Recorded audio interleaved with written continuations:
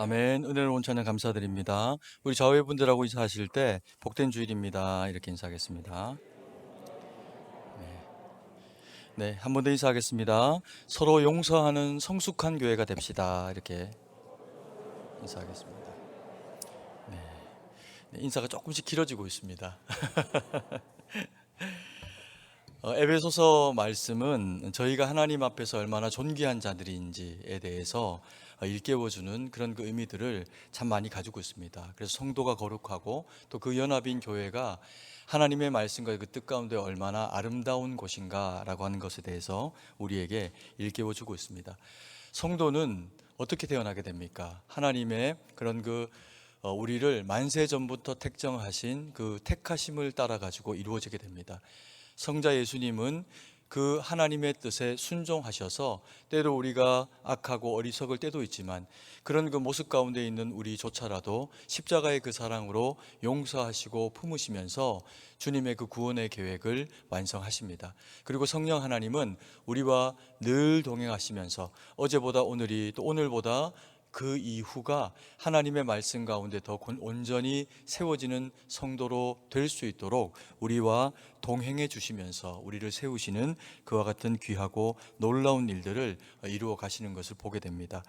에베소 교회는 이 말씀을 바울에게 받으면서 요청받게 되는 것이 있습니다. 그래서 성도라고 하는 이 개인이 하나님의 이 계획과 뜻 가운데 구속되어진 자들이니 얼마나 영광스러운가라고 하는 이야기를 하고 있으면서 우리로 하여금 하나님의 영광의 찬송이다라고 그렇게 이야기를 합니다. 우리가 어떤 노래를 찬양의 곡조로 올려드려서만 찬양이 되는 것이 아니고 우리의 존재가 하나님의 모습을 담고 그래서 세상 가운데 살아갈 때 빛되고 소금됨의 그런 그 모습과 역할로 살아가게 될 때 우리의 그 존재와 모습 그 자체로 하나님은 영광을 받으시고 우리는 하나님의 영광의 찬송이 된다라고 그렇게 성경은 이야기를 하고 있습니다.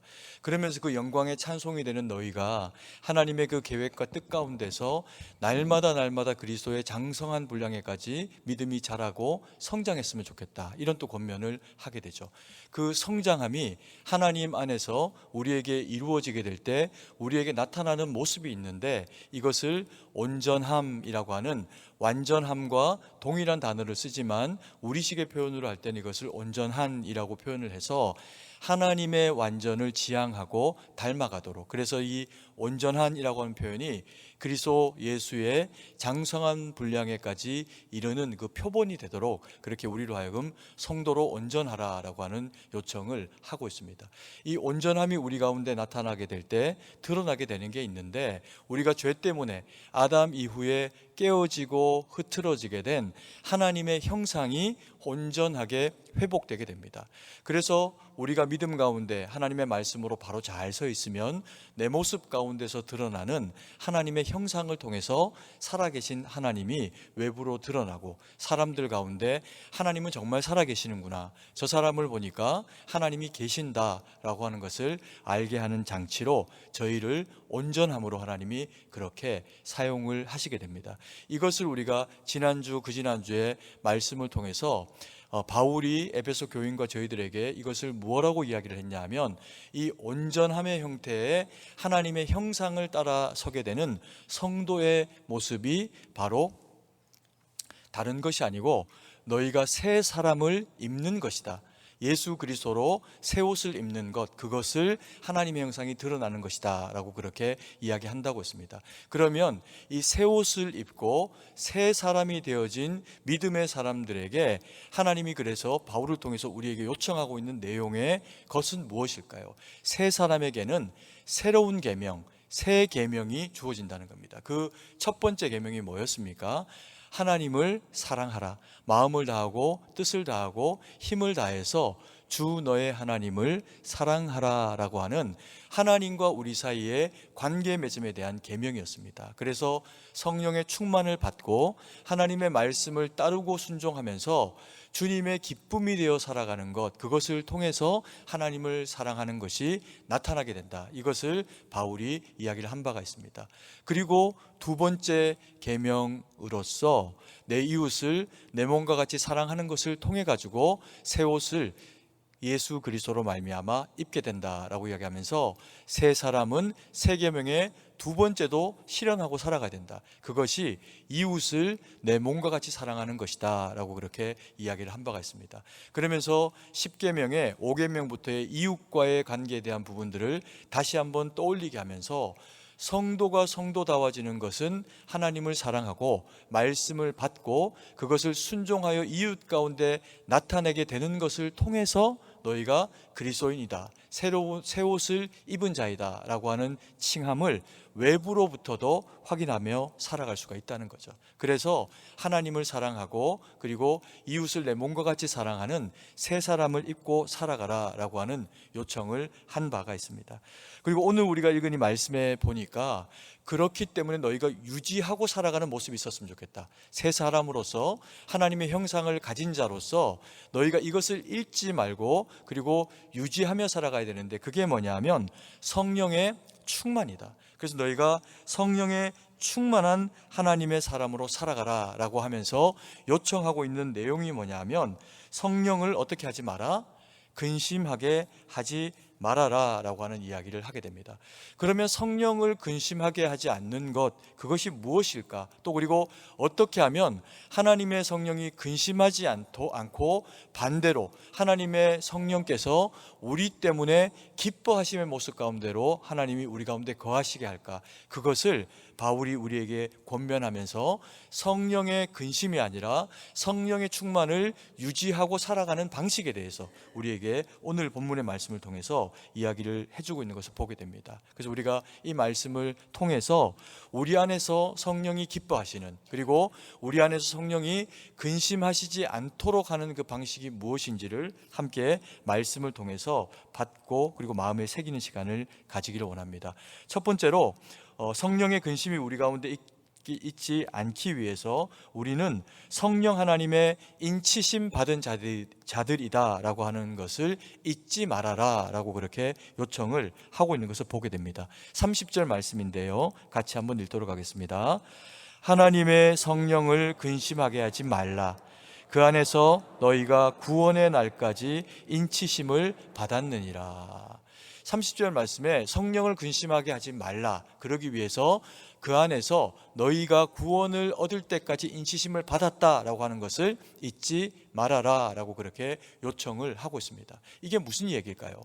성부 하나님이 우리를 택정하시고 예수님이 십자가로 그 구속을 완성하시고, 그래서 성령 하나님이 우리 안에 거하시면서 우리와 동행하시게 될 때 우리가 잊지 말아야 될 것이 있다. 성령이 우리 안에 계셔서 때로 우리 때문에 근심하시게 되는 경우가 있는데, 그 근심하시지 않도록 해드리기 위해서 우리가 잊지 말아야 될 것, 그게 뭐냐면 너희가 구원받은 하나님의 백성, 인치심 받은 하나님의 자녀다라고 하는 것을 잊지 말라는 겁니다.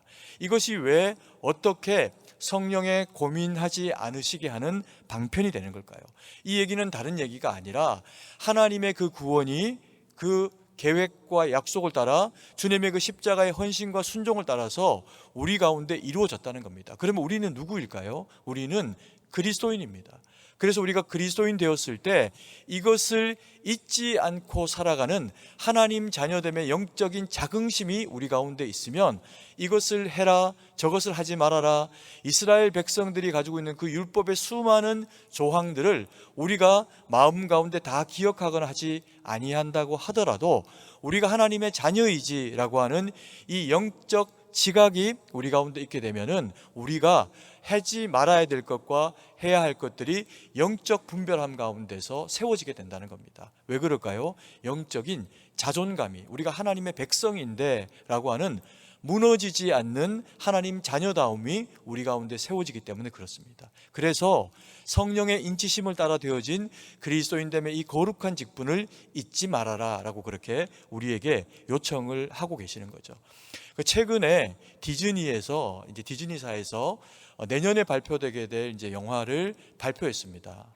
우리가 잘 아는 인어공주라고 하는 그런 그 영화인데, 우리가 인어공주를 이전에는 동화책, 안데르센의 동화책을 통해서 읽거나 또 누가 읽어주면 어릴 때 듣거나, 그래서 이 인어공주에 대한 이미지를 우리가 잘 가지고 있습니다. 그런데 이제 세상에 이 인어공주가 내년에 실사판이라고 해서 배우가 만화가 아니라 배우가 그것을 연기하면서 인어공주를 이제 영화로 표현하게 되는 그런 그 기회를 디즈니사가 가지게 됐습니다. 그랬더니 애들이 세상에서 난리가 났습니다. 모든 세상의 아이가 다 난리가 난 건 아닌데 세상의 한 3분의 1 정도가 난리가 났습니다. 왜 그럴까?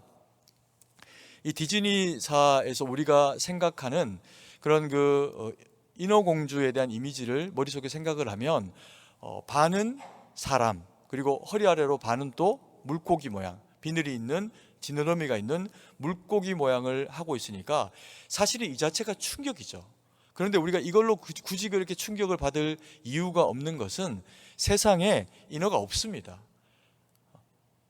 안데르센이라고 하는 작가가 그 덴마크 지역에서 아이들에게 이런 식의 어떤 의미 있는, 일반적으로 생각하는 사람들의 생각이 아닌 또 다른 의미에서의 사랑과 가치와 희생과 뭐 이런 것들을 일깨워 주기 위해 가지고 나름 이 소설로 이거를 이제 동화로 그렇게 이제 기록을 한 내용이죠.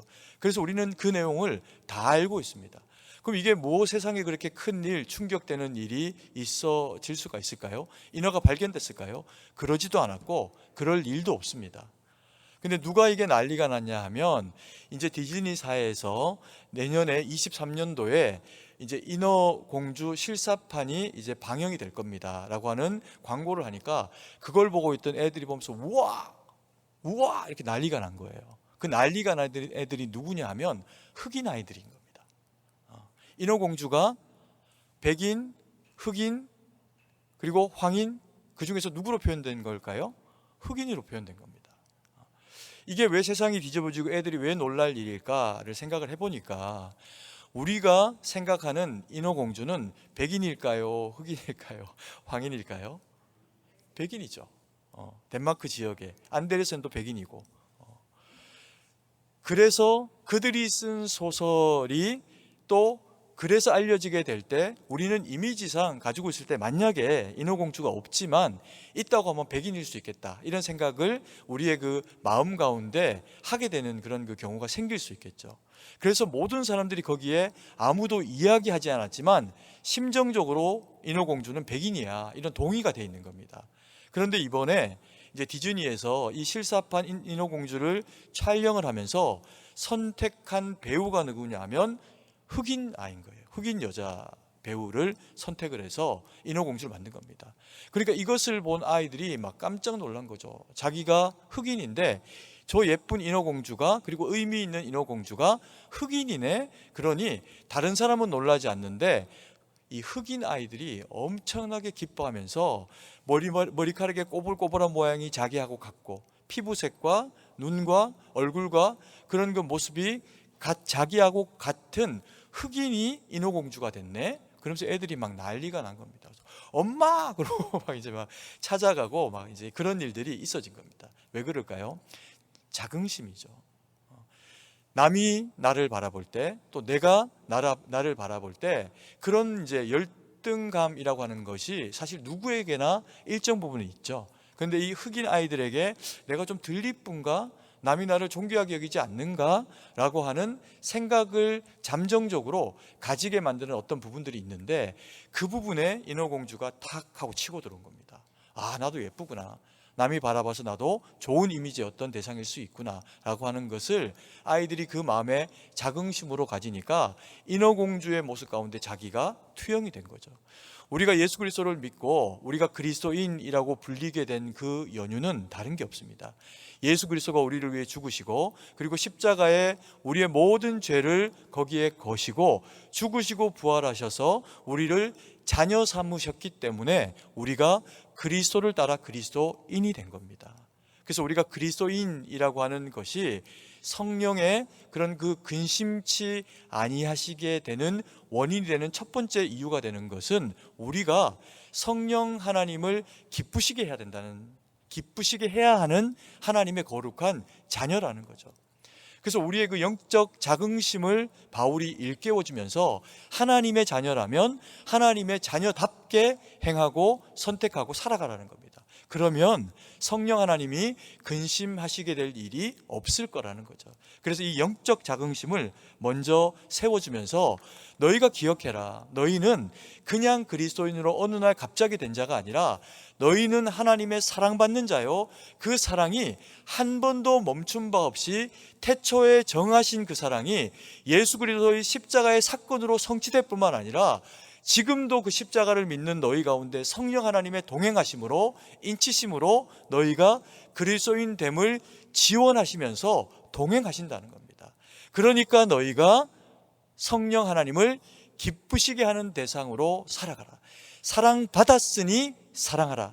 이걸 다른 표현으로 하면 바울이 표현하고 있는 새 사람은 새 계명을 가져야 된다는 겁니다. 이 새 계명은 복잡하고 10개를 다 못 외워도 됩니다. 그러면 예수님이 설명한 방식으로서의 두 계명 중에 하나의 계명이 무엇이었습니까? 하나님을 사랑하라는 거죠. 하나님을 사랑하되 마음을 다하고 뜻을 다하고 힘을 다해서 주 너의 하나님을 사랑하라는 겁니다. 사랑받았으니 사랑하라. 너희는 사랑받아 되어진 그리스도인이니 하나님을 사랑하라. 이것이 인치심을 받은 자인 것을 잊지 말아라. 성령을 근심치 아니하게 되는 첫 번째 키는 이것이다. 이렇게 우리에게 요청을 하고 있는 겁니다. 그러면서 바울이 이제 두 번째 이야기로 성령 하나님을 우리 가운데서 근심치 아니하시도록 하기 위해서 우리가 보다 구체적으로 바라봐야 될 것들이 무엇인가에 대해서 설명을 해주고 있습니다. 그 내용을 보면요, 모든 악독과 노함과 분냄과 떠듬과 비방과 모든 악의를 함께 버리라 라고 이야기합니다. 이게 어떤 내용일까요? 성령 하나님을 근심하지 아니하실 수 있도록 우리가 도와드릴 수 있고 또 우리가 순종하며 감당해야 될 것이 악독을 버리고 노함과 분냄과 떠듬과 비방과 그리고 모든 악의를 버리는 것이다, 이렇게 이야기하죠. 좀 구체적이기도 하고 그리고 아직까지도 사실 이게 조금 광의적인 그런 의미를 가지고 있는 것도 사실입니다. 근데 우리가 하나씩 볼까요? 바울이 첫 번째로 우리 안에 있는 성령 하나님의 회방 받으심을 일어나지 않도록 하기 위해 가지고 우리가 지켜야 될 것 중에 첫 번째가 뭐냐면 모든 악독을 버려라, 이렇게 이야기합니다. 우리가 말씀 한번 읽어볼까요? 31절 말씀입니다. 같이 한번 읽습니다. 너희는 모든 악독과 노함과 분냄과 떠드는 것과 비방하는 것을 모든 악의와 함께 버리고. 여기서 등장하는 첫 번째 악독, 이것은 뭐냐면 원어상의 의미로 보면 이것은 쓴 것, 이런 표현입니다. 뭐 예를 들면 담즙처럼 이렇게 쓴 것, 얼마나 쓴지 입에 넣으면 감당할 수 없게 쓰답니다. 뭐 먹어보진 못했지만, 그러나 그런 것들을 표현할 때 쓰는 단어가 이 악독이라고 해석되어 있는 쓴 것, 쓴이라고 하는 이 단어라는 겁니다. 그래서 우리 마음 가운데 이것이 악독으로 쓴 것으로 작용해가지고 우리의 영혼을 해할 수 있는 어떤 것들에 대해서도 이걸 다 어떻게 해라? 금해라. 그렇게 해서 이 악독 앞에는 모든이 붙어 있습니다. 모든 쓴 것, 모든 악독을 너희 마음 가운데서 버려라, 제해라, 이렇게 요청하는 거죠. 그러면 이 악독이 이 모든 악독으로 우리 가운데 어떤 형태로 드러날 수 있는가? 이 악독이 드러나게 될 때 단계가 있답니다. 그 단계가 뭐냐면요, 첫 번째 1단계로 노함과 분냄으로 표현될 수가 있다는 거죠. 이 노함과 분냄은 어떤 걸까요? 우리 속에서 막 화가 일어나는 거죠. 누군가가 어떤 상황이 우리 가운데 나에게 탐탁지 않는 상황으로 우리 마음 가운데 무언가를 확 밀어오게 하고 일으키게 될 때 우리 마음 가운데서 작동하는 에너지입니다. 이게 노함입니다. 그러면 분냄은 뭘까요? 분냄도 우리 마음 가운데서 어떤 대상과 상황 때문에 내게 부딪혀 할 때 이 감정이 우리 가운데 격동하면서 일어나게 되는 마음의 표현입니다. 그러니까 사실 노함도 그리고 분노도 다 우리의 마음 가운데서 일어나게 되는 어떤 에너지, 작동이죠. 그런데 우리식의 표현으로 해도 이 노함과 분냄이라고 하는 이 표현은 사실 굳이 구분 안 해도 되는 표현입니다. 이 단어로 이 단어를 대신하고 이 단어로 이 단어를 대신해도 우리가 전혀 그것에 대해서 이해 못할 일이 없는 노함이나 분노나 같은 의미를 가지고 있는 우리 안에 불편한 감정적인 어떤 격동이 일어나는 것을 노함이라고 그렇게 표현합니다. 그런데 이것을 말씀드렸듯이 악독이 드러나게 되는 우리 안에 쓴 뿌리와 같은 것들로 인해 가지고 우리 마음 가운데서 1단계로 나타나게 되는 마음의 격동인데, 이게 노함과 분노다라고 그렇게 제가 조금 전에 말씀드렸습니다. 같이 쓸 수도 있는 단어입니다. 근데 이것을 굳이 노함이라고 그리고 분노라고 분리해 가지고 쓰게 될 때 어떤 경우에 이렇게 이제 분리해 가지고 우리가 사용을 하게 될까요? 일반적인 의미에서 우리가 노함, 내가 노했다, 내가 화가 났다 이렇게 할 때는 이 표현이 우리의 마음 가운데 아직 머물러 있을 단계의 노함이라고 하는 단어를 쓰게 되는 경향이 있습니다.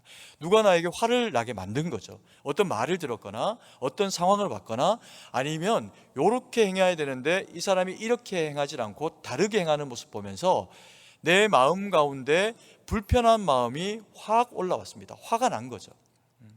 그런데 이 화가 난 것이 아직까지 내 마음 가운데 머물러 있고 내 마음의 자리를 떠나지 않았습니다. 그래서 이 노함은 마음에 가득 찰 수 있는데 옆에 사람이 내가 노했는지 안 했는지 알까요, 모를까요?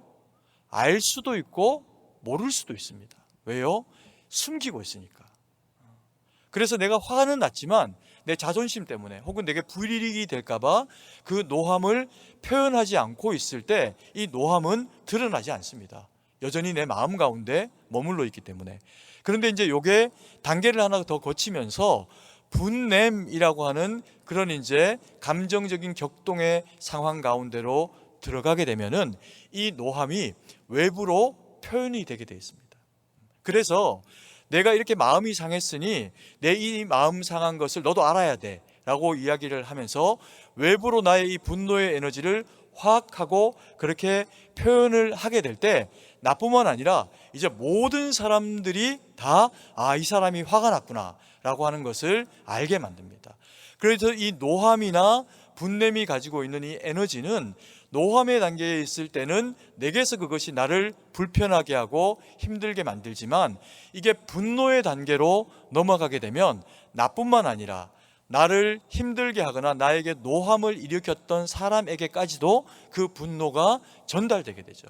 경우에 따라서는 이것은 잘못했기 때문에 정당한 분노와 노함의 표현일 수도 있습니다. 그런데 어떤 경우에는 그 일을 내게 마음에 끼친 사람은요, 자기가 내게 노하게 했다거나 분노하게 만들었다라고 하는 것을 전혀 인식하지 못하는 경우도 있습니다. 왜냐하면 자기가 생각할 때는 이게 굳이 상대방에게 나쁘게 하거나 악하게 하려고 하지 않은 것일 수도 있기 때문에 그렇습니다. 근데 이것을 받는 사람의 입장에서 자기의 마음의 상태에서의 어떤 해석이나 그리고 또 부딪힘이 되어질 때 노함이 되고 분노가 되면서 노함으로 참았다가 분노로 그것을 표현하게 되면 경우에 따라서는 그걸로 우리의 마음이 해소가 되는 경우도 있지만 열의 한 9 정도를 내가 노하거나 내가 분노를 표현하면 그 분노를 받은 사람이 자기가 심지어 잘못했는데도 불구하고 그렇게 생각합니다. 왜 나한테 화를 내지? 진짜 화나네? 그러면서 더 화나게 합니다. 그래서 이 노함과 분냄은 궁극적인 방식의 선한 해결책이 되질 않습니다. 근데 이것을요, 해결하지 않고 이게 두 가지가 다 우리의 마음 가운데서 일어나는 격동인데 이 노함을 그냥 노함의 상태로 마음 가운데 가만히 놓아두기만 하면, 참기만 하면 이게 능사가 되는 게 아니라 병이 됩니다. 그래서 참고 참으면 더 착해질 수도 있지만 더 우리 마음 가운데 분노는 사라지지 않고 일어날 수도 있습니다. 그래서 참다 터지면 그게 더 무서운 일이 되어져 가지고 결국에는 한 번도 참아본 일이 없는 일이 돼버립니다. 그래서 참으려고 하면 끝까지 참아야 됩니다. 그런데 그것이 쉽지만은 않죠. 이것을 그래서 심리학에서는 이것을 너희가 이런 어떤 분노가 있는 것을 잘 표현해야 된다. 그래서 정말 잘 표현해야 됩니다. 그런데 이걸 잘 표현하지 않으면 되로 주고 말로 받습니다. 선의 행에다가 더 악한 경우를 경험하게 되기도 합니다. 그래서 노하는 상황이 되어도 뭐는 하지 마라? 분내지 마라. 기도하고, 그리고 이것을 굳이 표현해야 된다고 하면 내게 이것을 해악으로 미친 자조차도 성장할 수 있는 계기로 이것을 만들어내라. 그러면 너희가 어떻게 한다? 그리스도의 장성한 분량에까지 이르게 된다. 이것을 그래서 마음에 대한 이야기로 첫 번째 단계, 이 악이 마음의 단계에서 그것으로 넘어가지 않도록 이야기하고 계시는 것을 보게 됩니다. 이것을 왜 이렇게 그러면 이야기할까요? 이게 두 번째 계명에 해당합니다. 세 사람에게 적용되는 첫 번째 이 계명이 뭐였습니까? 내 하나님을 사랑해라. 마음을 다하고 뜻을 다하고 힘을 다해서 주 너의 하나님을 사랑해라. 두 번째 계명이요, 내 이웃을 내 몸과 같이 사랑해라.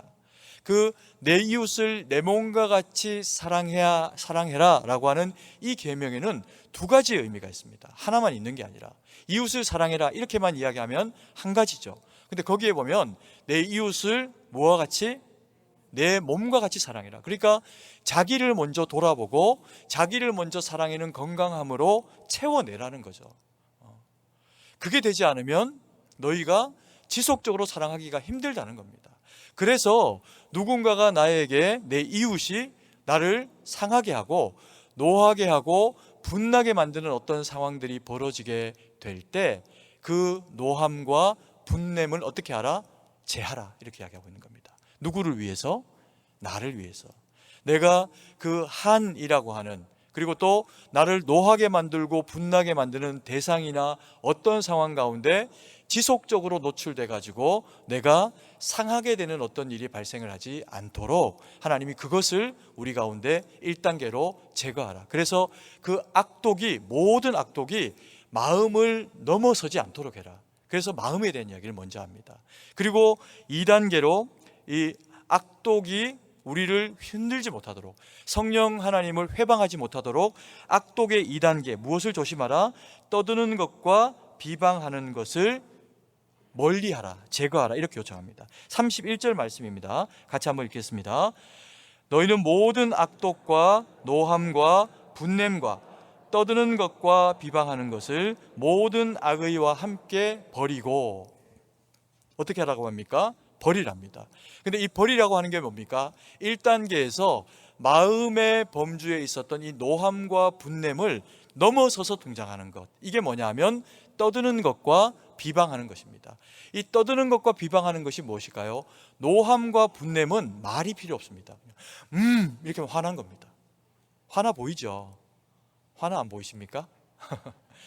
말하지 않아도 화는 충분히 표현하고 드러낼 수 있습니다. 근데 이 화가 분노를 거쳐가지고요, 상대방을 아프게 만들어야 되겠다, 나를 상하게 했으니 너도 한번 화나봐라 라고 해서 그것을 그렇게 표현하게 되는 1차적인 방법이 뭐냐면 언어입니다. 언어, 말이죠. 떠드는 겁니다. 이 떠드는 것은 어떤 걸까요? 내가 의도치 않게 상했거나 아니면 다른 사람들의 어떤 그 말이나 상태를 보면서 내 마음에 노와 분노가 쌓여가지고 마음이 상해버렸습니다. 그러면 우리는 대부분 다 어떻게 할까요? 여자분들은 이걸 뭐 무슨 성별로 나누는 이야기는 아닙니다. 남자 여자 똑같은데 대체로 조금 더 많이 나타나는 경향이 뭐냐면, 그 사람이 내게 상처를 줬으니 나도 그에 대해서 떠들어대는 것이 쉽게 나타날 수 있는 경향이 있습니다. 남자들은요, 말 안 하고 뒤에 가서 때립니다. 더 나쁘죠? 더 착하다고 하는 얘기가 아닙니다. 어떤 형태가 됐든 사람은 자기가 상한 마음에 대해서 표현하고 싶은 욕구가 있는데, 이 표현하고 싶은 욕구를 떠드는 것으로 하지 말라는 겁니다. 말로 다른 사람에게 그 사람이 흉보고, 그리고 이게 이렇더라 저렇더라 가타부타 이야기하지를 말라는 겁니다. 왜 그러냐면 이 노와 분냄이 자기에게 머물러 있을 때는 이 악의가 한 사람에게만 국한되어 있습니다. 그런데 내가 상하게 된 이 마음을 가지고 입술을 열어갖고 떠드는 형태로 누군가에게 이야기를 전하게 되는 그 순간부터는 누구도 마음이 상할까요? 그 이야기를 듣는 내 옆에 있는 사람도 마음이 상하게 되어 있습니다. 심지어는 내가 사랑하는 사람들일수록 마음이 상하게 되어 있습니다. 왜 그럴까요? 나와 심정적인 동의가 되어 있는 어떤 사람이, 내 남편이, 그리고 아내가, 또 그리고 부모님이 자녀가 어디 가가지고 욕먹었다, 또 그리고 불이익을 당했다, 내 남편이 억울한 소리를 당했다, 그러면 마음이 어떻게 될까요? 화가 나죠. 내가 사랑하는 사람일수록 사랑하는 강도만큼 화가 납니다. 그래서 내가 어디 가가지고 갑자기 억울한 일을 당해갖고 내 남편에게 여보 내가 진짜 이게 정말 속상해가지고 막 그냥 여기저기 막 그냥 이렇게 막 이야기하는데 남편이 너무 담담한 거예요. 그러면 우리 어떤 느낌을 가집니까? 이 사람이 날 안 사랑하나? 이런 느낌이 들죠. 사랑하는 사람이 가지고 있는 마음의 상함은 사랑하는 사람에게, 중요한 사람에게 전달되게 될 때 내용만 전달되는 게 아니라 감정과 상황이 함께 전달됩니다. 그 내용과 함께. 그래서 우리가 어떤 복잡한 상황에 두 대상이 부딪히게 되었을 때 이야기는 내가 사랑하는 사람의 이야기만 들어야 될까요? 아니면 양자 간의 이야기를 다 들어야 될까요? 양자 간의 이야기를 다 들어야 중재자로서 해결해 줄 수 있는 그런 지혜를 가질 수가 있게 됩니다. 아내를 사랑해도 남편을 사랑해도 잘 들어주고 그리고 나서 그것에 대해서 잘 접근해 줘야 됩니다. 그렇지 않으면 한 사람의 격동과 한 사람의 분냄으로만 그쳐도 되는 일이 공동체 가운데 확산되게 되어 있습니다. 내 남편에게, 우리 교회 집사님에게, 장로님에게 뭐 이렇게 이제 이 분냄이 확산이 되면서 교회 전체가 이게 이분화되어져 가지고 나와 혹은 나의 반대편에 있는 사람들로 나뉘게 되어진 어떤 상황이 이 떠들물 통해서 되어줄 수가 있다는 겁니다. 그래서 이것은 마음의 상태를 넘어서는 이 떠들어대는 것, 이것은 하나님이 너무 싫어하시고 엄히 경계해야 하는 모습이라는 거죠. 이게 2단계 말이라는 겁니다. 요 말이 떠드는 것에서 한 단계 더 나아가는 모습이 나타나는 것, 그게 뭘까요? 비방하는 겁니다. 비방하는 거는 저 사람이 싫습니다. 내지는 이 일이 싫습니다. 그러니 이게 옳은 것과 상관이 없습니다. 이게 아무리 옳은 일이어도 내가 생각할 때 교회에 옳은 일이 아니고 내가 생각할 때는 내 마음에 좀 불편하고 나는 하고 싶지 않은 겁니다. 그러면 가만히 있으면 되는데 이런 경우에 어떻게 할까요? 비방을 하는 겁니다. 선히 행하는 사람들의 일을, 선한 교회의 일을 비방하는 사람과 비방하는 어떤 상황들이 생겨날 수 있는 거죠. 이게 악독이 가지는 말로 표현되어지는 또 하나의 그런 나쁜 예라는 겁니다. 그래서 이 비방은요, 목적을 가집니다. 그 사람이나 교회를 험담하고 싶고 옳은 사람인데 내가 틀렸는데도 불구하고 비방을 통해 가지고 그 사람이 선한 일을 한 것을, 교회가 선한 일을 한 것을 마치 나쁜 일을 한 것처럼 회방하는 것, 이게 누구의 일입니까? 마귀의 일입니다. 그리스도인이 되어가지고 성도가 되어가지고 입술을 제어하지 못해서 마귀의 종처럼 행동하게 되는 경우가 생길 수 있다는 거죠. 이때 나타나는 가장 큰 성도에게 있는 불이익이 뭐라고 이야기합니까? 성령 하나님이 우리 가운데 근심하신다는 겁니다. 심지어 비방하고 떠들어대고 욕하고 자기가 옳지도 않으면서 그와 같은 일을 하고 나서 내 마음 가운데 평강이 있습니다. 시원하다. 그건 큰일입니다. 두려워하고 무서워해야 할 일입니다. 왜요? 하나님의 성령의 회방에 그 근심하심이 느껴지지 않는 심장을 가지고 있기 때문에 그 이유는 큰일입니다. 그래서 이것을 교회의 구성원이 된 너희들에게 이와 같은 성령의 회방함이 나타나지 않도록 해라 라고 이야기를 하면서 모든 악독을 버려라. 1단계 마음에서 그것이 넘어서지 않게 하라. 노함과 분노를 제해라. 그리고 2단계 뭐였습니까? 떠들어대는 것과 비방하는 악을 말하는 것을 멈춰라. 제거해라. 그렇게 이야기하는 거죠. 그러면서 3단계, 악독의 3단계는 총론입니다. 뭐냐 하면 모든 악의 악한 의도를 제거해라, 이렇게 이야기합니다. 31절 말씀을 다시 한번 읽겠습니다. 너희는 모든 악독과 노함과 분냄과 떠드는 것과 비방하는 것을 모든 악의와 함께 버리고, 버리라는 거죠. 모든 악독이 무엇인지를 노함과 분냄과 떠들어대는 것과 비방하는 것, 마음과 말의 문제다라고 하는 것을 이야기하고, 그리고는 이번에 뭐라고 이야기합니까? 모든 악의라고 해서 이 악의는 원어적인 표현, 헬라어적인 표현으로는 나쁜 것들이라는 겁니다. 그러니까 모든 나쁜 것, 이것은 이제 마음과 말을 넘어서서 뭐까지? 행동까지 다 포함되어지는 악한 의도로 일어나는 모든 것들입니다. 그래서 이 모든 악독이 어떤 형태로 마음과 말과 행동 가운데 우리를 부추기고 마치 마귀의 자녀인 것처럼 그렇게 보이고 행동하게 만들 때 그것을 어떻게 해라? 그것을 다 어떻게 하라? 버려라 라고 이야기하는 겁니다. 제거하라 라고 이야기하는 겁니다. 하나님의 사람에게서 이것이 나타날 때, 노함이 쓸데없이 필요 이상으로 등장할 때, 떠들어대는 것과 비방하는 것이 타인의 입술을 통해서 악독과 악의와 함께 전파되는 것을 볼 때 그리스도인인데 그리스도인처럼 보이지를 않게 됩니다. 근데 이것이 가지는 가장 큰 무익함은요, 내 가장 가까워 있는 가족들을 망치게 돼 있습니다. 남편에게 교회와 혹은 또 다른 성도의 비방을 하고, 아내에게 내가 경험하고 느끼는 교회에 대해서 자녀들 앞에서 내가 생각하는 좁은 의미와 가치에서 이해되지 않는 더 큰 하나님의 계획과 뜻이 수용되지 않을 때 그걸 가감없이 용감하게 자녀들에게 이야기합니다. 여러분, 큰일 납니다. 그 자녀가 하나님의 말씀이 들릴까요? 교회를 나오고 싶을까요? 엄히 경계하셔야 됩니다. 그 시절을 우리가 지각하지 못하는 시간 동안에 자주 보내고 매주 보내고 1년을 보내고 10년을 보내고 그 아이가 10살을 먹고 20살을 먹고 장성하면 교회를 다닐 이유가 없어집니다. 무서운 이야기죠. 그래서 함부로 교회 이야기, 성도 이야기, 그게 비방하는 형태로 이야기하지 마십시오. 여러분들 스스로에게 아무런 유익이 되지 않습니다. 성경은 그것을 엄격히 제한하는데 말씀을 받아도 순종하지 않는 겁니다. 늘 그렇게 하시는 분은 늘 그렇게 하고,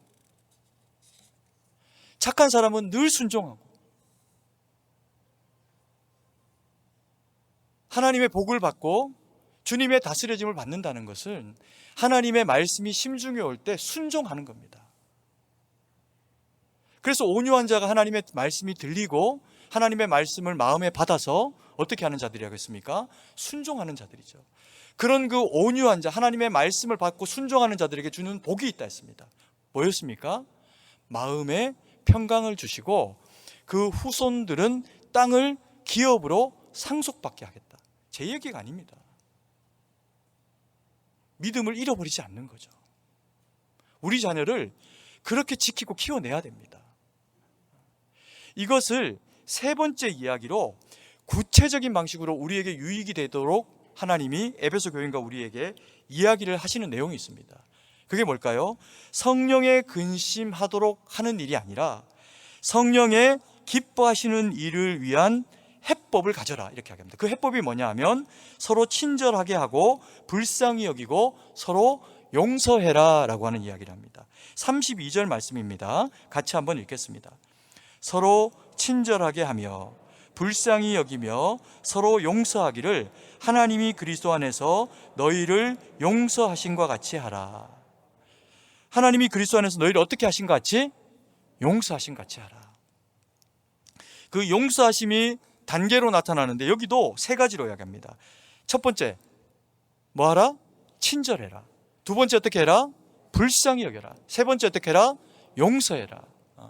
이것을 그냥 좋은 말로 이야기를 하고 있는 것이 아니라 우리가 하나님 앞에서 성령에 회방하는 악독과 어리석음이 나타나게 될 수 있으니 그 마음과 말을 통해서 그와 같은 일이 나타나기 전에 너희가 이것으로 제거하고 이것으로 방어하고 이것으로 지켜내라 라고 하시는 내용으로서의 세 가지를 이야기하는데, 그게 첫 번째가 뭐냐 하면 불쌍히 여겨라 라고 이야기합니다. 우리가 왜 이웃을, 옆에 있는 사람을 불쌍히 여겨야 할까요? 이건 말씀입니다. 순종해야 됩니다. 우리 좌우의 분들하고 한번 인사해 봤으면 좋겠습니다. 내가 불쌍히 여겨 드릴게요, 이렇게 말하고 있습니다. 네. 웃기죠. 우리가 미워하는 사람이 없기 때문에 이게 웃깁니다. 근데 미워하면요 안 웃깁니다. 이걸 어떻게 불쌍히 여기지? 이렇게 생각됩니다. 마음을 결단하기 위해서 다시 한번 인사하겠습니다. 진짜 불쌍히 여기겠습니다. 이게 어떤 의미냐 하면, 왜 불쌍히 여겨라 라고 이야기를 바울이 에베소 교인과 우리들에게 하고 있냐면요, 불쌍히 여긴다 라고 하는 의미는 측은히 여긴다는 거죠. 근데 왜 측은히 여겨야 하냐 하면, 우리가 하나님의 모두가 다, 나뿐만 아니라 모든 그리스도인들이 아니다. 죄송합니다. 제가 이건 순서를 바꿔서 해야겠다. 첫 번째, 그래서 1부 때랑 인사가 바뀌어버렸습니다. 죄송합니다. 제가 친절히 할게요, 이렇게 인사 한번 해보겠습니다. 네, 한 번 더 인사하겠습니다. 제가 친절하게 섬기겠습니다. 죄송합니다. 2부에는 인사를 2번 했네. 이게 1부 때는 이것만 했었는데 제가 지금 잠깐 착각했습니다. 첫 번째가 뭐냐면, 첫 번째 단계로 우리의 마음과 말을 지키기 위해서 너희가 서로 어떻게 하라? 친절하라. 서로 친절하라를 첫 번째 단계로 이야기하는 이유가 뭐냐면, 우리 마음 가운데서 성령 하나님을 불편하게 만들어버리는 악독이 구체적으로 드러나게 되는 그 계기를 없애기 위한 건데, 그때 우리가 마음 가운데 뭘 가져야 된다? 옆에 사람이 나하고 똑같이 하나님의 구원함을 받은 존귀한 하나님의 자녀다라고 하는 것을 일깨우라는 겁니다. 그래서 너희는 서로가 서로에게 감정적으로, 마음으로, 말로 배려하고 섬겨야 되는 대상이라는 거죠. 그게 친절입니다. 그래서 너희가 존중받는 하나님의 백성으로 존중받는 자들이니 옆에 있는 그리스도인 된 함께 된 지체들을 어떻게 하라? 친절히 존중하라. 친절만큼 존중하지 않는 일이 없습니다. 친절만큼 존중하는 일이 없습니다. 그리고 두 번째로, 이 성령을 불편하지 않도록 하기 위해서 뭘 제거하라? 뭘 하라? 불쌍히 여겨라, 이렇게 하랍니다. 불쌍히 여겨라는 왜 그러면 필요할까요? 우리가 아까 그 악독의 1단계가 뭐였냐면, 악독이 구체적으로 드러나게 될 때 노함과 분냄으로 나타나게 된다고 했습니다. 노함과 분냄이요, 우리 마음 가운데 드러나면 이것은 정당합니다. 왜요? 내 마음이 상했으니까. 그래서 내 마음에서 분노가 확 일어나면서 때리거나 혼내주거나 화를 표현하고 싶은 마음이 생깁니다. 근데 그때 어떻게 하라는 거예요? 불쌍히 여기라는 겁니다. 왜 불쌍히 여겨야 될까요? 왜요? 이게 이웃사랑의 첫 번째 시작이라는 겁니다. 내가 하나님의 존중받는 자녀일 뿐만 아니라, 그럼에도 불구하고 우리가 우리를 돌아볼 때 여전히 부족하고, 여전히 불의하고, 여전히 어리석고 연약한 모습이 나에게도 있고, 나의 배우자에게도 있고, 부모님에게도 있고, 자녀들에게도 있는 겁니다.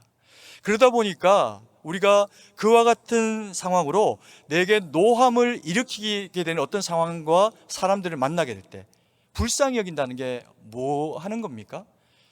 아이고, 저게 아직까지 신앙적인 철이 덜 들어서 저렇지, 하나님의 말씀을 몰라서 그렇지, 은혜를 못 받아봐서 그렇지, 그러니 은혜 받은 내가 참아야지, 은혜 받은 내가, 성숙한 내가 그리스도의 장성한 분량의 모습을 통해서 하나님의 형상을 보여야지, 이것이 불쌍하게 여기는 거라는 겁니다. 그냥 불쌍하게 여기는 게 아니고, 성숙한 우리가 주님의 사랑으로 누군가를 대해주는 모습, 그게 불쌍히 여기는 거라는 거죠. 그리고 이제 세 번째로, 우리에게 성령의 근심이 아니라 성령의 기뻐하심을 드러내게 하는 세 번째의 단계 것, 그게 뭐냐면 서로 어떻게 하라? 용서하라는 겁니다. 왜 서로 용서하라가 성령의 기뻐하심이 되고 성령의 근심하심을 물리치는 방편이 될까요? 우리가 떠드는 것과 그리고 또 비방하는 그런 그 이야기들을 듣거나 당하게 되면 우리의 마음 가운데서는 뭐 그냥 노함 정도가 아니라 나도 떠들어대고 더 많은 사람들에게 저 사람의 불의함과 분노를 표현하고 싶어집니다. 그런데 우리 안에 계시는 성령 하나님께서 우리로 하여금 나에게 심지어 악을 행하고 노하게 하고 분노하게 하고 떠들어다니며 내가 하지도 않은 말들을 하고 내가 하지도 않은 어떤 상황들에 대해서 사람들로 하여금 오해하게 만드는 어떤 일을 당하더라도 어떻게 하라는 거예요? 참고 용서하라는 겁니다. 용서가 가장 거룩한 복수라는 겁니다. 그래서 악을 행하는, 악으로 가득 차 있는 사람의 그런 그 모습 가운데 그리스도의 형상을 닮은 하나님의 사랑을 보여주는 것이 뭐 하는 겁니까? 용서하는 겁니다. 그래서 이 용서는 또 다른 이름이 사랑입니다. 이 사랑이 여러 가지의 형태로 친절로도 나타나고 불쌍히 여김으로도 나타나는데, 이 사랑이 가장 극치의 형태로 나타나는 것이 뭘까요? 용서입니다. 사랑하고 싶지 않은, 미워하고 싶은 대상조차도 사랑하는 영적 성숙의 길로 나아가는 것, 이게 용서라는 겁니다. 그래서 이 용서하는 자는 그냥 단순히 용서해서 마음 가운데 그냥 뭐 좀 달래주고 이게 아니라, 용서는 성장하게 만듭니다. 우리가 누군가를, 나에게 불편한 일을 행한 사람을 하나님의 마음으로 품고 그리고 껴안게 될 때 나타나는 이 용서가 드러나게 될 때, 그 사람은요, 나를 통해서 살아계신 하나님을 경험하게 됩니다. 이걸 우리에게 입으라는 거예요. 너희가 새 사람을 입었지 않냐? 너희가 새 사람을 입었다면 하나님을 사랑해라. 너희가 새 사람을 입었다면 새 계명의 두 번째, 내 이웃을 내 몸과 같이 사랑하되, 어디까지 사랑하라? 원수를 용서하는 과정과 지경에 이르기까지 사랑해라. 근데 이게 쉽지가 않습니다. 목사라고 쉬울까요? 아니요. 나도 누군가에게 공격받고 듣고 싶지 않은 얘기 들으면 마음이 상하기도 합니다. 그럼에도 불구하고 목사가 목사다우려면, 장로님이 장로님다우려면, 권사님이 직분이 그저 어깨 얹는 견장이 아니라 하나님이 우리에게 무언가 거룩을 요청하시는 그 요청에 순종해야 될 그 크기가 우리에게 커서 그리스도의 형상을 담는 그 거룩한 부담이 우리에게 더 많이 주어진 것이 직분이라면, 그러면 우리는 그 이름에 걸맞는 일이 우리 가운데 있어질 수 있도록 남하고 싸우는 게 아니라 누구와 싸워야 될까요? 나와 싸워야 됩니다. 자기와의 싸움이 해결이 안 되니 계속해서 엉뚱한 소리하고, 그러면 신앙이 성장하지를 못합니다. 우리 안에 갇혀서. 신앙은 우리를 넘어서서 옆에 있는 사람이 나의 사랑을 느끼고, 내 며느리가 내 사랑을 경험하고, 시어머니가, 부모님이 나를 통해 주시는 주님의 사랑을 경험하게 하는 것이 성장입니다.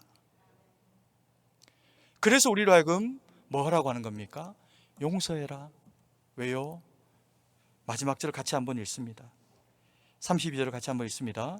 서로 친절하게 하며 불쌍히 여기며 서로 용서하기를, 하나님이 그리스도 안에서 너희를 어떻게 하기를? 용서하신과 같이 하라. 잊지 말라는 겁니다. 너희가 성령의 인치심을 받은 거룩한 하나님의 백성이라는 얘기는 또 다른 의미로 너희가 하나님께 그보다 먼저 사함을 받은, 용서받은 경험이 있는 심장을 가진 대상이다라는 겁니다. 잊지 마라. 너희가 하나님의 자녀다. 잊지 마라.